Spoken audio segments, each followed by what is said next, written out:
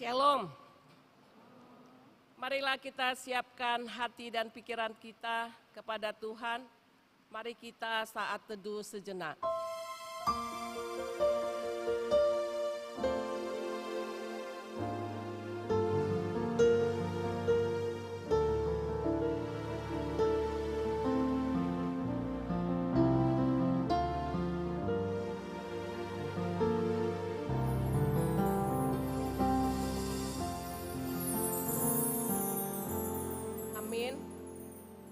Mari kita memuji Tuhan dari Kidung Jemaat nomor 397 ayat yang pertama sampai dengan ayat yang ketiga.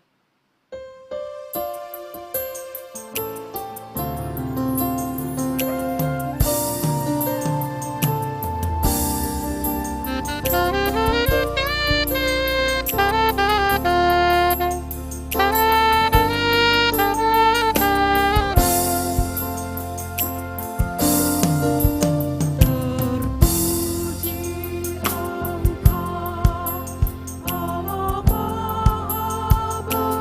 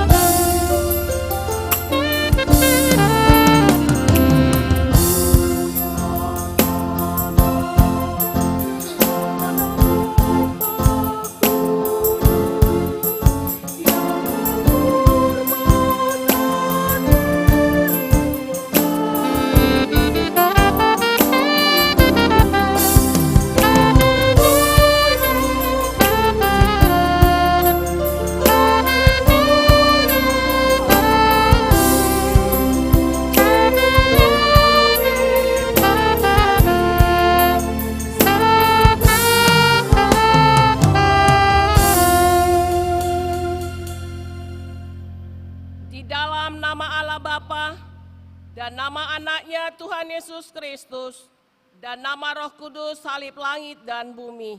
Amin. Berbahagialah orang yang bertahan dalam pencobaan, sebab apabila ia sudah tahan uji, ia akan menerima mahkota kehidupan yang dijanjikan Allah kepada barang siapa yang mengasihi Dia. Haleluya.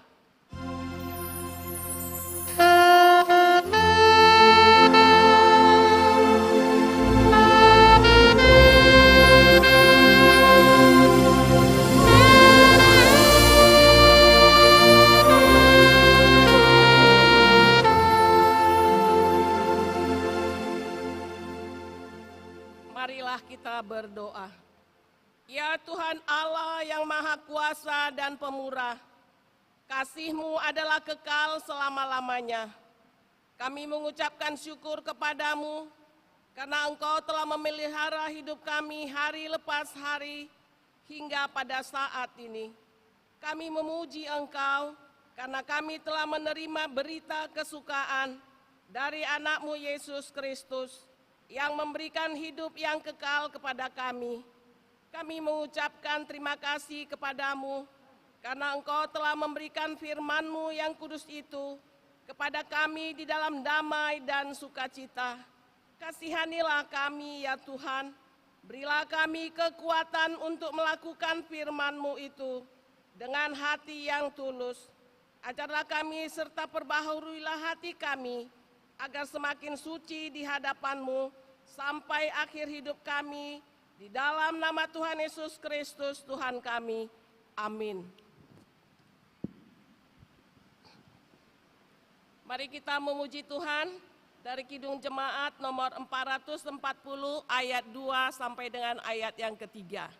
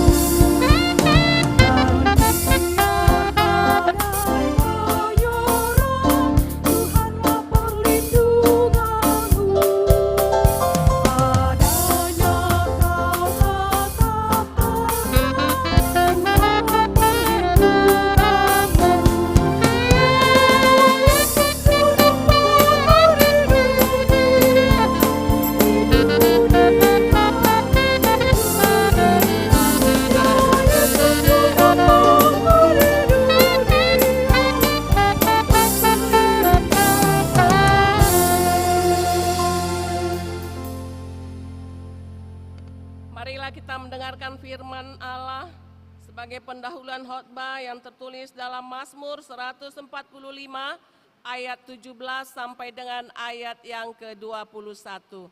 Nanti ayat yang ke-21 kita baca bersama-sama. Demikianlah firman Tuhan. Tuhan itu adil dalam segala jalannya dan penuh kasih setia dalam segala perbuatannya. Tuhan dekat pada setiap orang yang berseru kepadanya, pada setiap orang yang berseru kepadanya dalam kesetiaan. Ia melakukan kehendak orang-orang yang takut akan Dia, mendengarkan teriak mereka minta tolong, dan menyelamatkan mereka. Tuhan menjaga semua orang yang mengasihinya, tetapi semua orang fasik akan dibinasakannya. Mari kita baca ayat yang 21 bersama-sama. Mulutku mengucapkan puji-pujian kepada Tuhan, dan biarlah segala makhluk memuji namanya yang kudus untuk seterusnya dan selamanya. Demikianlah pembacaan firman Tuhan. Yang berbahagia ialah mereka yang mendengarkan firman Allah dan yang memeliharanya. Amin. Mari kita memuji Tuhan dari Kidung Jemaat nomor 183 ayat yang pertama sampai dengan ayat yang kedua.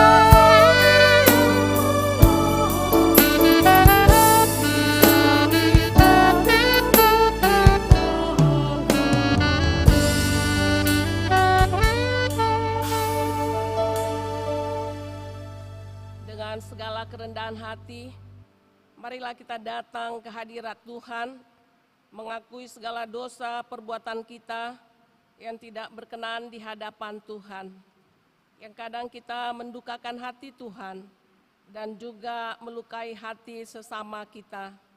Karena itu, marilah kita memohon pengampunan dosa kepada Tuhan.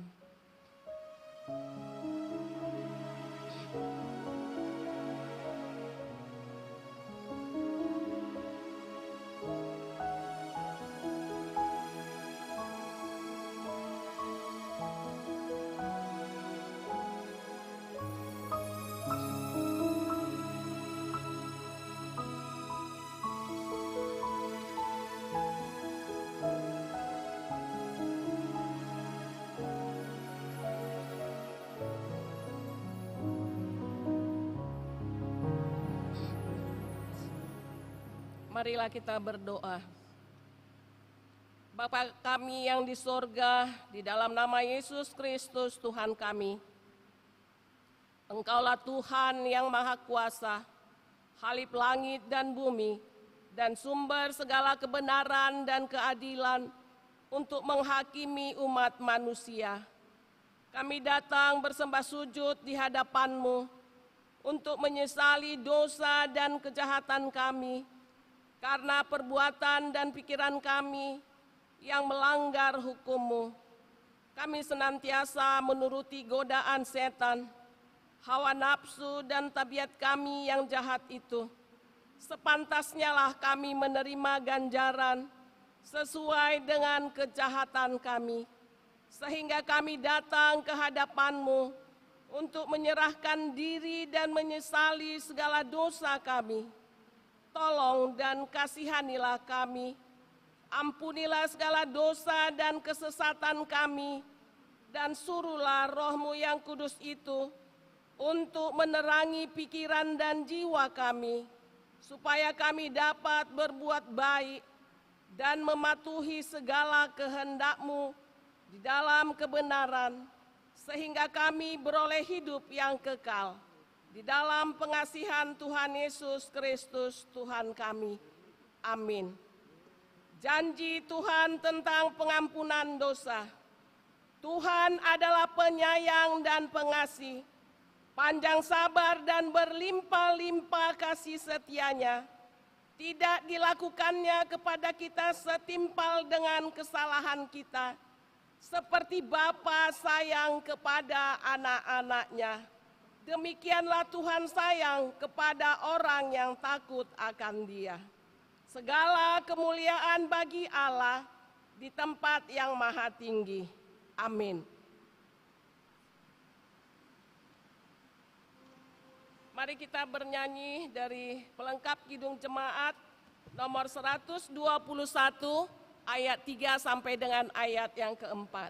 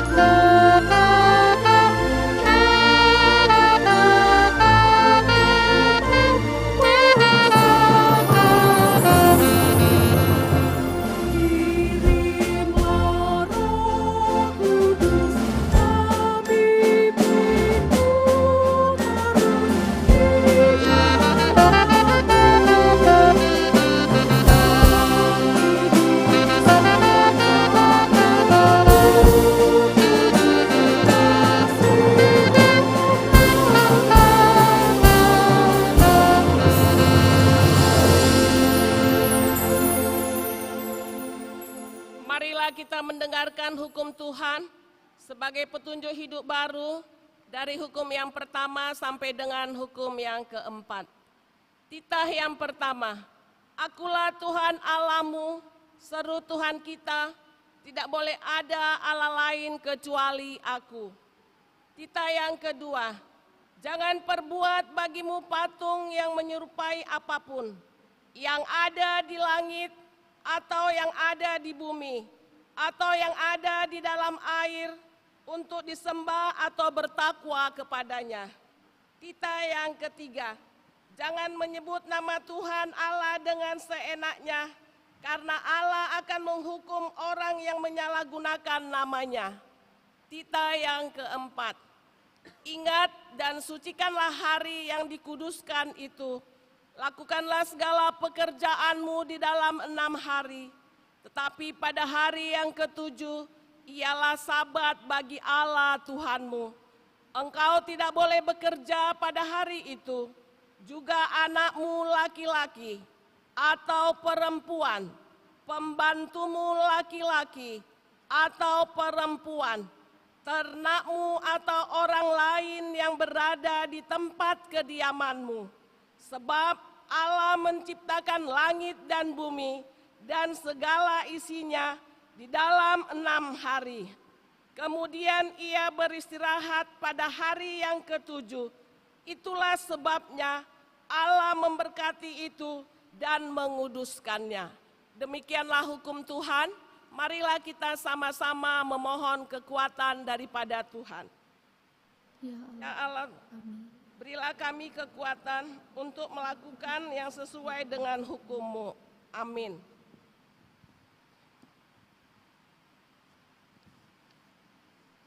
Mari kita memuji Tuhan dari pelengkap Kidung Jemaat nomor 120 ayat yang pertama sampai dengan ayat yang ketiga.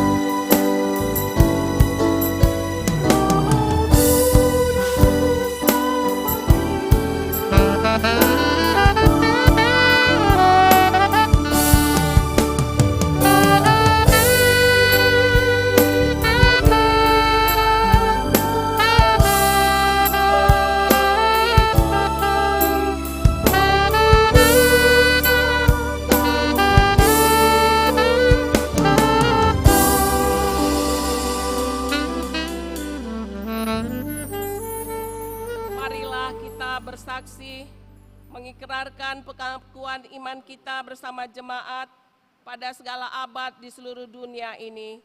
Mari kita sama-sama mengucapkannya.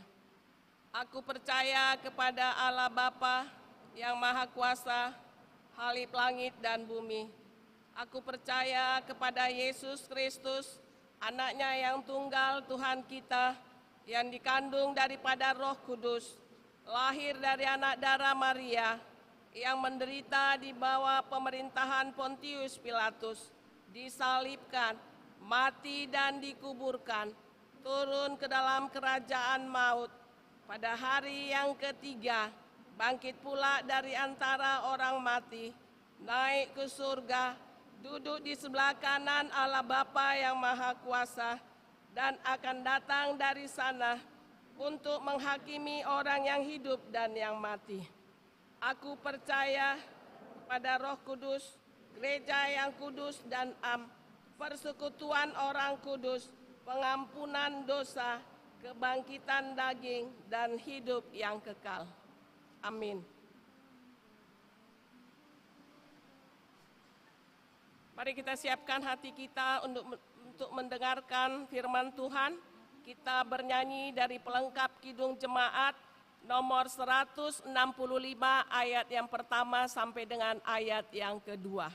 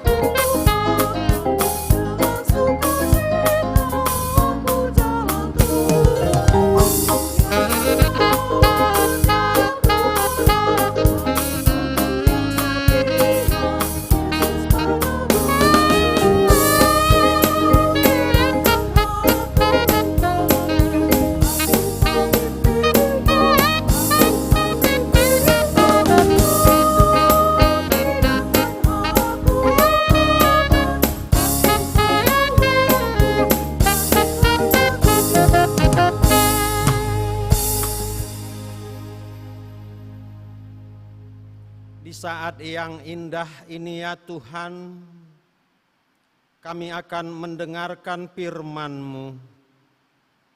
Kami meyakini firman-Mu berkuasa.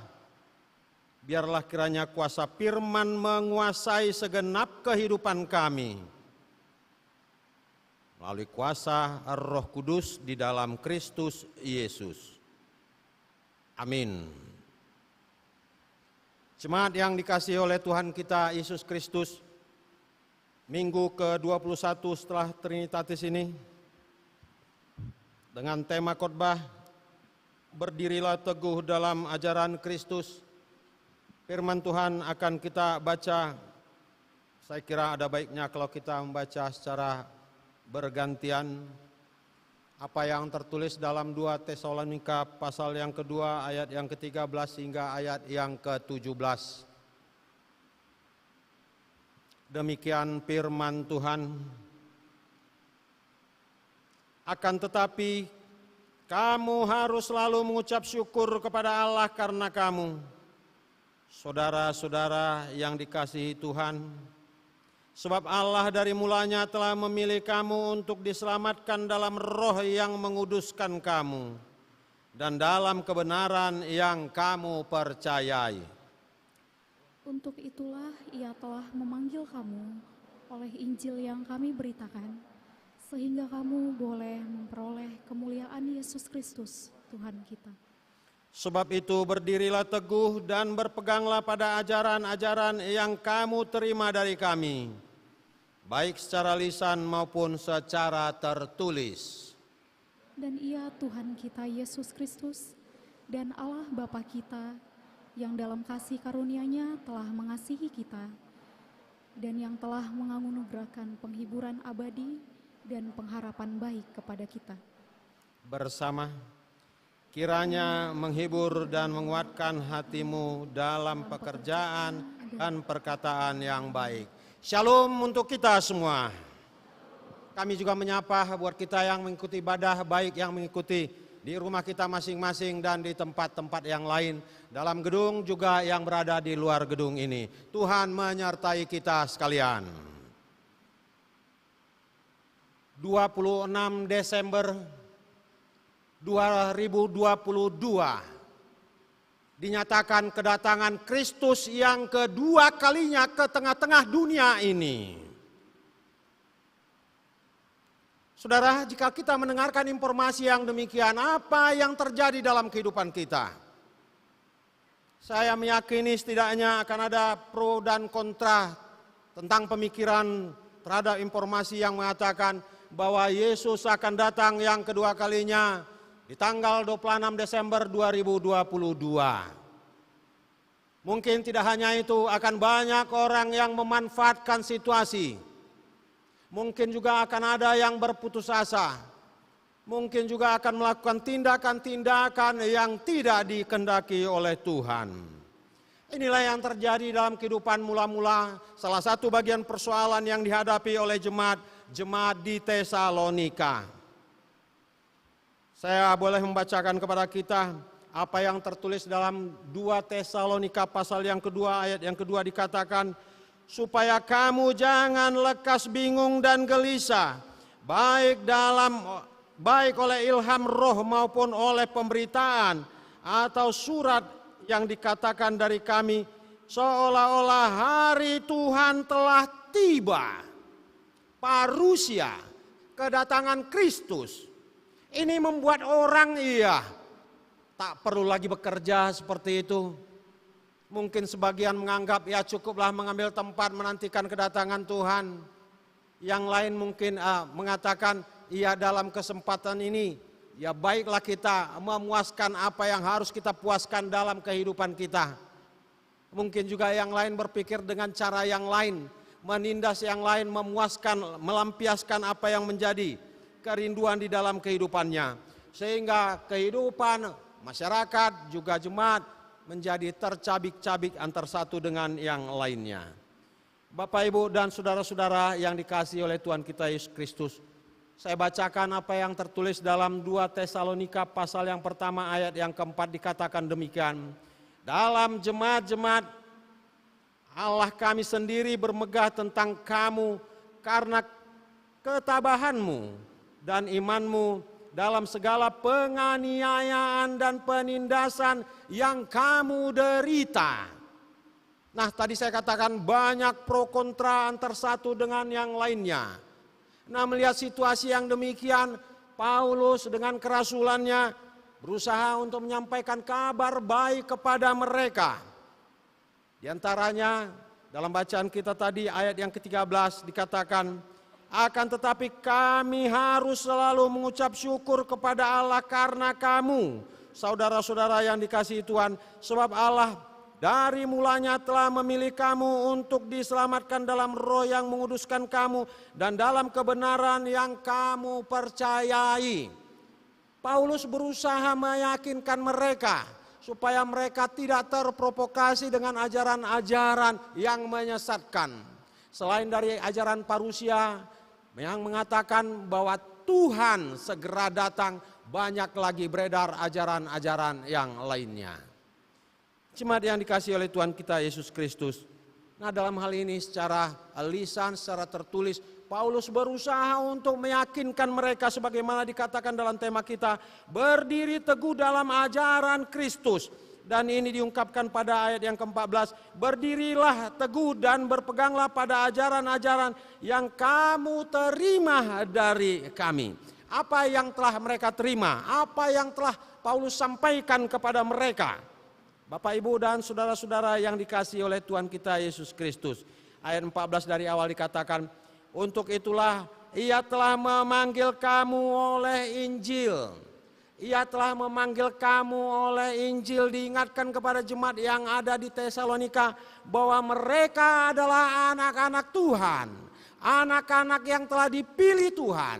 Anak-anak yang telah dipanggil oleh Tuhan. Menjadi pertanyaan buat kita, kira-kira apa yang menjadi kriteria bagi mereka sehingga mereka boleh dikatakan sebagai anak-anak Tuhan. Anak-anak yang telah dipanggil oleh Tuhan.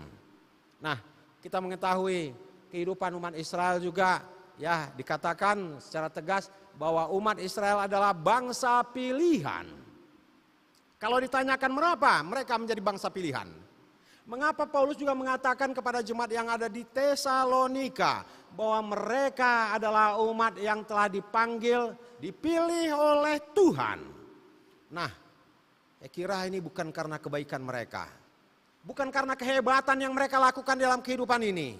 Tapi ada sesuatu memang yang boleh dikatakan rahasia yang paling dalam dari Tuhan.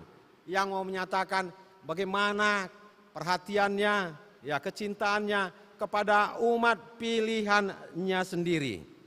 Bapak, Ibu, dan saudara-saudara, terhadap umat Israel semisal dalam kitab Ulangan pasal yang ke-7 ayat yang ke-6 hingga ayat yang ke-8 saya bacakan kepada kita, dikatakan, sebab engkaulah umat yang kudus bagi Tuhan Allahmu, engkaulah yang dipilih oleh Tuhan Allahmu dari segala bangsa di atas muka bumi ini untuk menjadi umat kesayangannya. Umat Israel dikatakan umat yang kudus bagi Tuhan, umat pilihan Tuhan. Ayat yang ke-7, bukan karena lebih banyak jumlahmu dari bangsa manapun juga, maka hati Tuhan terpikat olehmu dan memilih kamu. Bukankah kamu ini yang paling kecil dari segala bangsa? Nah, dari sini sebenarnya tidak ada kelebihan daripada umat Israel. Bukan karena hebatnya, besarnya dibandingkan bangsa-bangsa lain. Tapi ayat ke-8 dalam kitab Ulangan pasal 7 mengatakan, tetapi karena Tuhan mengasihi kamu dan memegang sumpahnya yang telah diikrarkannya kepada nenek moyangmu. Karena Tuhanlah, karena kasih Tuhan yang telah dinyatakan Tuhan, Tuhan juga mengingat akan perjanjiannya kepada umat Israel sehingga dia tetap konsisten terhadap panggilan itu. Menarik dalam tata ibadah ini, ya untuk menyambut khotbah kepada kita tadi, ya menyanyikan bersama apa judul nyanyian ini? Janji yang manis. Kau takkan kulupakan, tak terombang ambing bagi jiwaku, walau lembah hidupku penuh awan, menantikan cerala langit di atasku dan sebagainya. Tuhan berjanji kepada kita, akankah Tuhan mengingkari? Saya katakan secara tegas, Tuhan tidak pernah mengingkari janjinya. Kalau Tuhan sudah memilih umatnya, dia akan terus berusaha untuk menyelamatkan, mendampingi, memelihara akan kehidupan umat pilihannya. Namun kalau kita lihat dalam kehidupan kita, pernah enggak kita berjanji antar satu dengan yang lain? Pernahkah kita berjanji antar kita dengan orang tua, sahabat, sesama, dan yang lainnya? Ketika kita menyatakan janji kita, adakah kita juga mengikrarinya? Bapak, Ibu, dan saudara-saudara yang dikasihi oleh Tuhan kita Yesus Kristus, demikianlah bedanya antara kita dengan Tuhan. Ketika Tuhan menetapkan kita sebagai umat pilihannya, maka dia akan terus menyatakan kasih-Nya kepada kita. Bukankah juga dalam kitab Injil Yohanes pasal yang ketiga ayat yang ke-16, apa di sana dikatakan? Karena begitu besar kasih Allah akan dunia ini, sehingga dia mengaruniakan anaknya yang tunggal. Supaya apa? Supaya mereka beroleh hidup yang kekal. Tidak binasa melainkan beroleh hidup yang kekal. Nah, ini kasih Allah. Allah yang sudah menyatakan berusaha untuk melakukan sesuatu. Sekalipun itu dia harus berkorban. Mengorbankan anaknya Tuhan kita Yesus Kristus. Menarik juga kalau kita melihat apa yang tertulis dalam 1 Yohanes pasal yang keempat ayat yang ke-10. Apa di sana dikatakan? Ya, inilah kasih itu. Bukan kita yang telah mengasihi Allah, tetapi Allah yang telah mengasihi kita dan yang telah mengutus anaknya sebagai pendamaian bagi dosa-dosa kita. Bukan kita yang ya berjanji atau memilih, tapi Allah lah yang berinisiatif ya. Allah lah yang telah mengasihi kita, yang telah mengutus kita, memilih kita, menjadikan kita sebagai anak-anaknya. Oleh sebab itu, sekalipun jemaat yang ada di Tesalonika menghadapi berbagai tantangan dan cobaan, Paulus berharap agar mereka boleh tetap berdiri teguh pada ajaran yang pernah disampaikan oleh Paulus. Ajaran yang benar, dan sekalipun banyak godaan tantangan di dalam kehidupan ini, kepahitan hidup, problematika hidup, Paulus menyatakan kepada mereka, tetaplah berdiri ya, dengan teguh. Tetaplah berdiri ya, berdiri teguh dalam ajaran Kristus. Saudara-saudara yang dikasihi oleh Tuhan kita Yesus Kristus, kemarin saya baru melaksanakan acara pemberkatan pernikahan. Saya memberkati menikahkan anak saya sendiri, anak abang saya, Simon Sianipar, dengan pilihannya Cindy Audina Simamora. Ketika saya memberikan bimbingan kepada mereka, saya tahu tentang Cindy Audina, tapi tidak secara lengkap mengetahui tentang situasinya.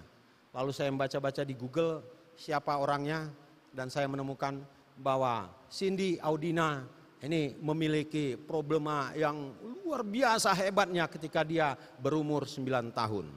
Apa yang terjadi dalam kehidupannya? Dikatakan bahwa dia mengidap 2 penyakit kanker sekaligus. Yang pertama kanker leukemia, ya, kanker darah. Yang kedua kanker ya getah bening. Nah ini kalau terhadap anak-anak riskan sekali, rasanya tidak ada kemungkinan. Dan bahkan memang dokter yang berusaha untuk memberikan pengobatan kepadanya telah menyatakan sesuatu statement, hanya mujizat yang dapat menyembuhkan penyakit Cindy.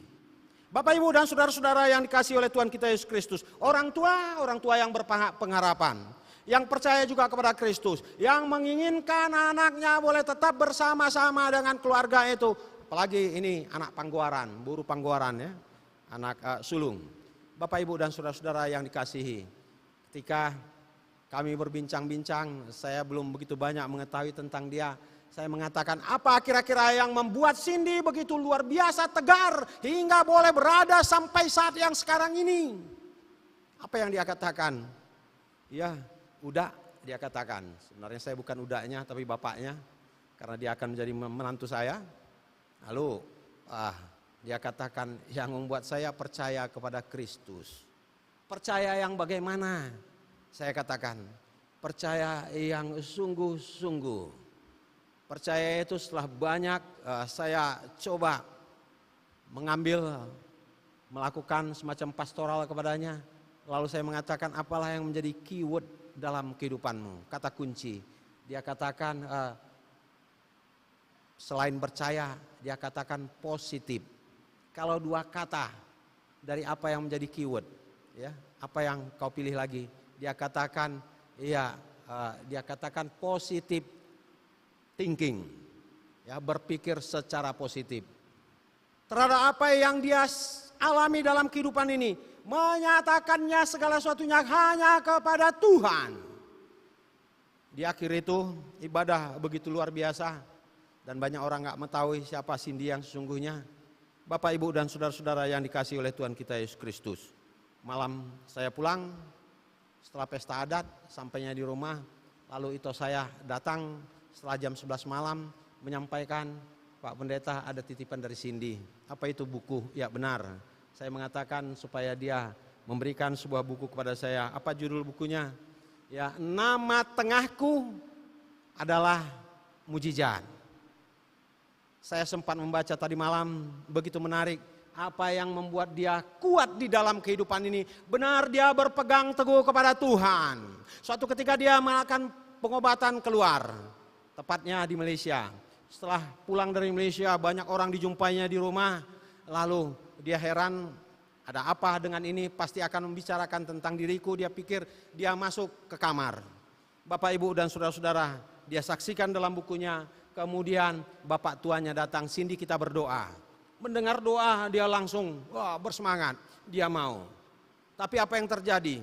Ketika bapak tuanya mendengar, lalu mulutnya dipegang, lalu ada dimasukkan sesuatu ke dalam mulutnya. Dia menolak, merontah, dia tidak menerima. Dan dia mengetahui pengobatan dari Malaysia gagal. Dan dia hanya berpasrah kepada Tuhan. Lalu dia menolak, kalian tidak sayang kepada aku. Keluar semua, aku tidak perlu kalian. Itu yang dia katakan dalam ocehannya. Dia berusaha merontah, lalu semuanya keluar. Bapak, Ibu, dan saudara-saudara yang dikasihi oleh Tuhan kita Yesus Kristus. Ternyata apa yang dimasukkan ke mulutnya? Kemudian dia mengetahui bahwa yang dimasukkan ke mulutnya adalah darah segar dari ayam yang disembelih. Kalau ini yang terjadi, berarti kegiatan pengobatan ini secara apa? Kita sudah mengetahui itu ya. Dia meronta tidak, dia tetap menolak. Dia tetap mengandalkan Tuhan di dalam kehidupannya. Berpikir positif, sama seperti tema khotbah kita. Berdiri teguh dalam ajaran Kristus. Banyak tantangan yang dia hadapi, seperti tantangan kita sebagai mahasiswa. Dia juga berpikir tentang sekolahnya. Dia terus meneruskannya, dia tidak bisa mengikuti jenjang pendidikan di sekolah menengah atas, tapi dia mengambil jurusan SMK. Ya, untuk apa? Untuk bisa memberikan kesempatan kepada adik-adiknya yang 3 lagi. Sebab dia berpikir tidak memungkinkan dirinya untuk melanjutkan kuliah. Lalu dia berjuang terus, setelah selesai, apa yang terjadi dalam kehidupannya? Dia berhasil dengan baik. Dan juga dia dalam kesaksiannya, Tuhan begitu luar biasa. Sekalipun saya mengidap 2 penyakit kanker yang sangat ganas dalam kehidupan saya, pemeliharaan Tuhan begitu luar biasa, dia katakan dalam kehidupannya. Lalu pelan-pelan dia juga bisa berkuliah mengikuti seperti teman-temannya yang sehat lainnya. Dan dia berhasil menyelesaikan studinya untuk bidang ilmu komunikasi. Bapak, Ibu, dan saudara-saudara yang dikasihi oleh Tuhan kita Yesus Kristus. Nah, prinsip Cindy tetap berpegang teguh dalam Tuhan. Tuhan yang meyakini akan memelihara kehidupannya. Begitu luar biasa. Sehingga tadi malam begitu luar biasa yang dialami oleh Cindy. Saya katakan tetap semangat dalam kehidupan ini. Tetap semangat dalam kehidupan ini. Ya udah, kembali dia katakan, ya udah. Dan dia juga sebagai seorang yang aktif di gereja. Dan apa yang terjadi dalam kehidupannya. Sekarang dia juga sering melakukan semacam kesaksian ke gereja-gereja.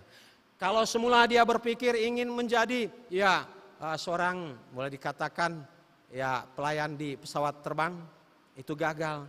Tapi dengan penyakit yang diidapnya dalam kehidupannya, dia kemudian dinobatkan sebagai pejuang kanker yang berusaha untuk bepergian ke berbagai negara, menjelaskan tentang bahaya dan kemungkinan kesembuhan orang yang mengidapi kanker sekalipun. Bapak, Ibu, dan saudara-saudara yang dikasihi oleh Tuhan kita Yesus Kristus, akhirnya dalam buku tersebut saya membaca, Tuhan memilih saya. Tuhan memanggil dia, menempatkan dia untuk suatu maksud yang begitu luar biasa dalam kehidupannya. Yang menjadi pertanyaan dalam kehidupan kita, adakah sekarang kita menghadapi persoalan yang teramat berat dalam kehidupan ini? Mungkin kita mengatakan iya, menyangkut kuliah, menyangkut pembiayaan, menyangkut sakit penyakit, menyangkut berbagai hal di dalam kehidupan kita. Baik kita yang mengikuti ibadah di dalam ruangan ini, di luar, maupun yang mengikuti ibadah di rumah kita masing-masing. Ketika kita menghadapi berbagai tantangan, cobaan yang teramat berat, yakinkan Tuhan memelihara kehidupan kita. Ketika kita menyerahkan segala sesuatunya kepada Tuhan. Dalam bacaan kita dikatakan ayat yang ke-16, dan Ia Tuhan kita Yesus Kristus dan Allah Bapa kita yang dalam kasih karunia-Nya telah mengasihi kita dan yang telah menganugerahkan penghiburan abadi dan pengharapan baik kepada kita, kiranya menghibur dan menguatkan hatimu dalam pekerjaan dan perkataan yang baik. Menjadi pertanyaan, sejauh mana kita menggantungkan kehidupan kita sepenuhnya kepada Tuhan? Sejauh mana kita menggantungkan hidup kita kepada Tuhan? Sejauh mana kita memegang ajaran tentang Kristus dalam kehidupan kita. Sejauh mana kita mengaminkan bahwa kita juga adalah umat pilihan Tuhan. Yang telah dipilih oleh Tuhan, yang telah dipanggil oleh Tuhan. Sehingga kita boleh menerima keselamatan itu dalam kehidupan kita. Ketika kita meyakini Tuhan telah menyelamatkan kita, yakini dalam kehidupan ini. Apa yang menjadi tantangan persoalan dalam kehidupan ini, Tuhan akan bekerja juga di dalam kehidupan kita masing-masing. Amin. Kita bersatu di dalam doa. Bapa Surgawi, Bapa yang Maha Baik, kami berterima kasih untuk penyertaan Tuhan dalam kehidupan kami. Kami boleh mendengarkan firman-Mu yang mengajak jemaat yang ada di Tesalonika untuk tetap berpegang pada ajaran Kristus, di mana Tuhan telah menyelamatkan mereka. Untuk itu Tuhan, dalam berbagai tantangan persoalan yang kami hadapi, ajar dan ingatkanlah kami juga agar kami boleh tetap berpegang hanya kepada Tuhan kami, Tuhan Yesus Kristus. Tuhan yang senantiasa memperhatikan kehidupan kami. Tuhan yang senantiasa memelihara akan kehidupan kami. Bapa Surgawi, Bapa yang Maha Baik, terhadap saudara kami yang sedang dalam perawatan, Bapak Saudara Timar Paung, Saudara H. Lumbanturuan, Nyonya Lumbanturuan, Boru Simare-mare, Ivana Boru Lumbanturuan. Kami berdoa Tuhan, Engkau memberkati obat-obatan yang digunakan, Engkau memberkati upaya para medis yang diberikan kepada mereka, agar mereka beroleh kesembuhan. Berkati juga keluarga yang berusaha memberikan perawatan dengan baik kepada mereka. Engkau memberikan kepada mereka ketabahan dan kesabaran. Bapa Surgawi, Bapa yang Maha Baik, dalam kesempatan yang indah ini kami juga berdoa buat seluruh pelayan Tuhan di gereja ini, baik yang akan melayani pada pagi, siang, dan sore nanti. Kami serahkan Tuhan untuk pendeta kami juga, Engkau memberkati pelayanannya. Begitu juga Tuhan, terhadap kami mahasiswa, kami mengenang akan keberadaan orang tua kami yang berada di kampung. Mereka yang membutuhkan biaya untuk perkuliahan kami, Engkau memberikan kesehatan kepada mereka. Engkau memberkati kehidupan mereka dengan berkat-berkat yang berkelimpahan. Dan akhirnya Tuhan, kami menyadari akan keberadaan kami. Banyak kekurangan-kekurangan kami. Banyak salah dan dosa yang kami lakukan dalam kehidupan ini. Ampuni kami ya Tuhan. Dalam Kristus Yesus kami berdoa. Amin. Kita lanjut dengan memuji nama Tuhan.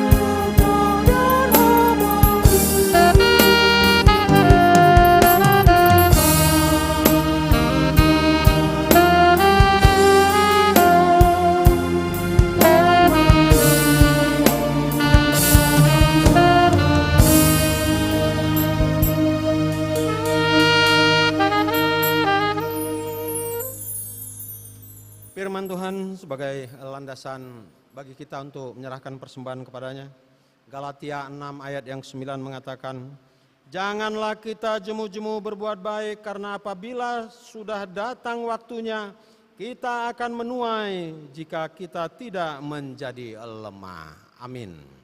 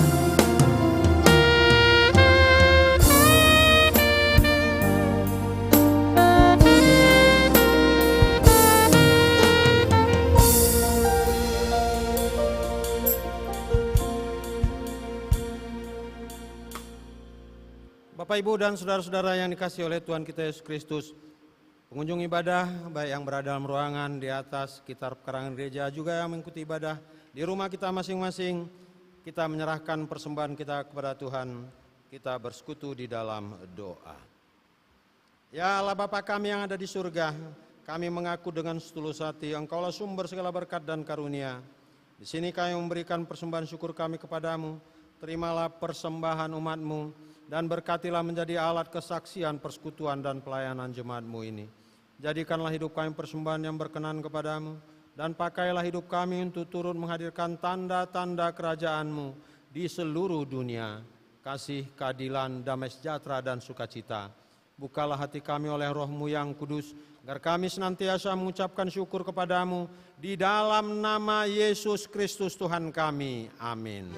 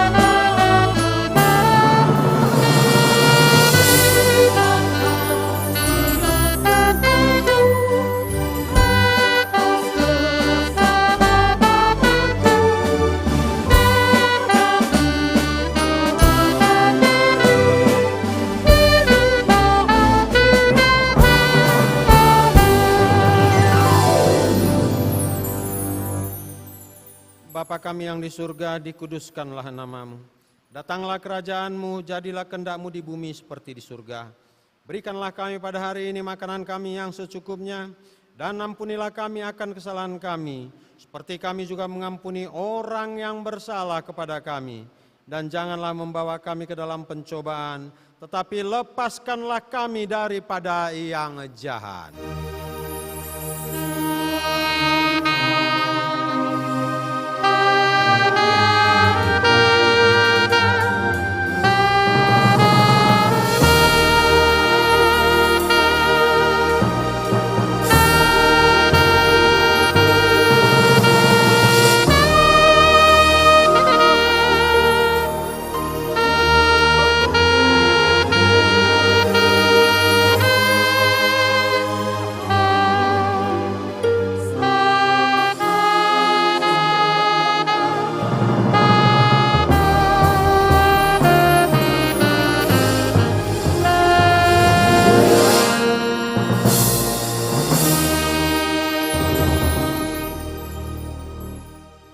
Tuhan memberkati dan melindungi engkau. Tuhan menyinari engkau dengan wajah-Nya dan memberi engkau kasih karunia. Tuhan menghadapkan wajah-Nya kepadamu dan memberi engkau damai sejahtera. Amin.